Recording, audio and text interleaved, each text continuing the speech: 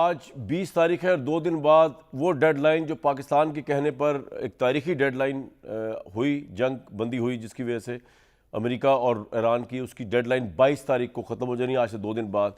2 दिन बहुत क्रूशल है और हमें उम्मीद है कि जिस तरह पाकिस्तान अपनी कोशिशें कर रहा है और मुतवातिर कोशिशें कर रहा है ईरान और अमेरिका को टेबल पर बिठाने के लिए, तो उसमें हम कामयाबी मिलेगी। उम्मीद तो हम होप फॉर द बेस्ट रखनी चाहिए हमेशा, और अब तक भी पाकिस्तान ने काफ़ी अचीवमेंट्स किए हैं। मैं बहुत हद तक मुसद्दिक मलिक साहब से बिल्कुल एग्री करता हूँ इस मामले पे।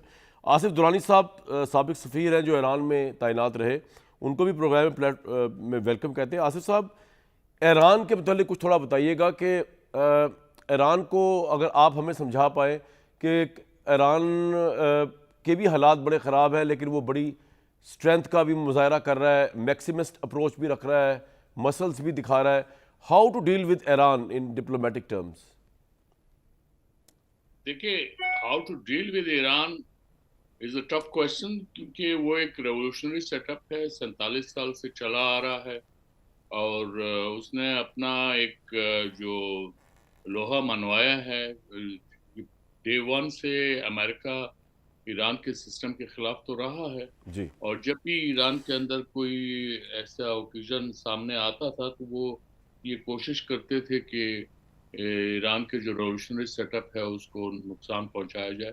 उसमें उनको कामयाबी नहीं हुई। लेटेस्ट आपने देखा होगा ये जो करेंसी क्राइसिस था, जी इसमें भी अमेरिका ने यही कोशिश की रिजीम चेंज के लिए, और अभी भी उनका यही है। अब प्रेसिडेंट ट्रम्प अभी भी कहते हैं कि हमने तो रिजीम चेंज कर दी है, जी लेकिन सिस्टम तो चेंज नहीं हुआ। रिजीम हो सकता है चेंज होगा अगर उनके आप लिटरल मीनिंग लेते हैं, लेकिन सिस्टम उनका वही है। उन्होंने सिस्टम जो है पिछले 47 साल में मजबूत किया है, सो मच सो कि 8 साल की इराक के साथ जंग में वो इलेक्शन भी कराते रहे, प्रेसिडेंशियल इलेक्शन भी होते रहे, उनके मजलिस के इलेक्शन होते रहे। तो ये आप भी उस सिस्टम को दाद दें।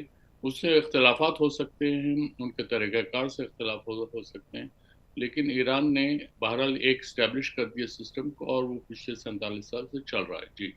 दुरानी साहब, ईरान को कोई फ़र्क नहीं पड़ता अगर 22 तारीख को जंगबंदी ख़त्म हो, क्योंकि बम तो ईरान पे बरस रहे, अमेरिका पे नहीं बरस रहे। उस लिहाज से ईरान की पोजीशन थोड़ी वीक लगती है, लेकिन वो वीकनेस नहीं है। ईरान तैयार है दोबारा बमारमेंट सहने के लिए अगर कुछ नहीं हो पाता।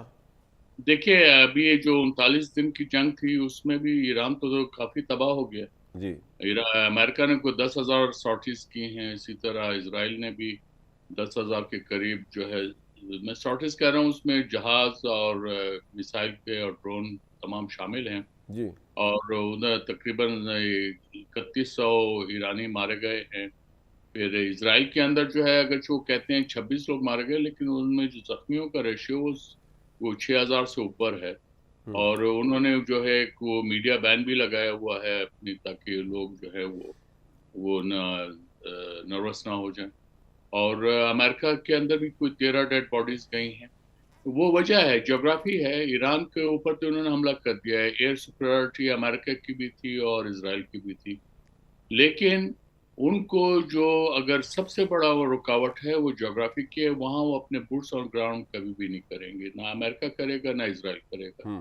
तो इसलिए अमेरिका किस किस्म की फतह का दावा कर सकता है, वो क्वेश्चनेबल है। और ईरान जो है उसके पास पेन लेने का थ्रेशोल्ड है।